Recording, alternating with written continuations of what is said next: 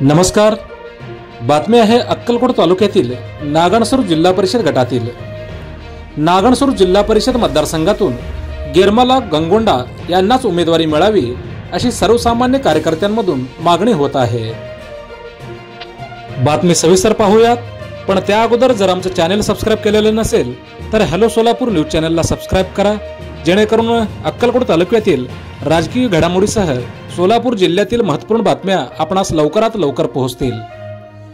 आगामी जिल्हा परिषद निवडणुकीच्या पार्श्वभूमीवर नागणसूर जिल्हा परिषद मतदारसंघातून भारतीय जनता पक्षाचे गिरमला गंगोंडा यांचे नाव जोरदार चर्चेत आहे।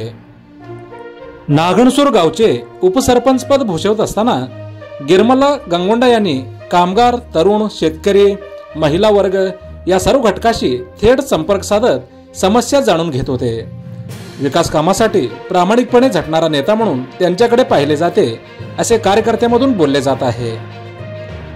सामाजिक बांधिलकीची जाण असणारा नेता म्हणून त्यांच्याकडे पाहिले जाते असंही कार्यकर्त्यांमधून बोलले जात आहे। आपली प्राचीन परंपरा, संस्कृती आणि ग्रामीण जीवनातील एकात्मता जपत संघटनात्मक बांधणीद्वारे पक्षाच्या कार्यकर्त्यांना एकत्र आणून भारतीय जनता पक्षाचे कार्यक्षेत्र अधिक बळकट करण्यात त्यांनी लाख मोलाचा वाटा उचलला आहे।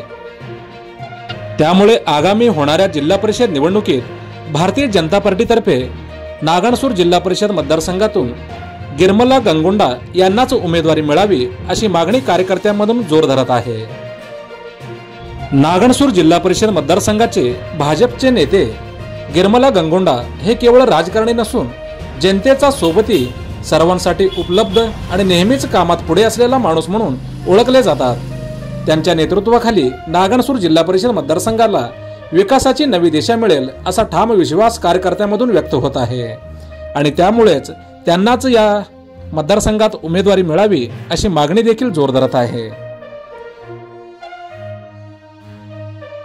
अक्कलकोट तालुक्यातील राजकीय घडामोडीसह सोलापूर जिल्ह्याच्या राजकारणातील मोजक्या, निवडक व महत्त्वपूर्ण बातम्या पाहण्यासाठी सबस्क्राइब करा हॅलो सोलापूर न्यूज चॅनल आणि नोटिफिकेशन मिळवण्यासाठी बेल आयकॉन प्रेस करा।